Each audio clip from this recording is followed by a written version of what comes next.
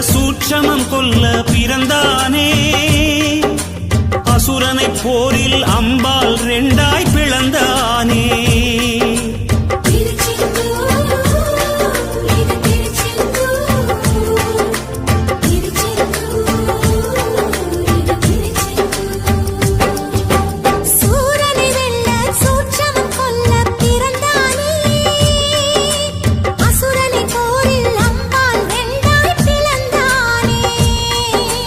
தேவதச்சர்கள் செய்த தலத்தில் தெய்வ ஆணையுடன் எழுந்தானே.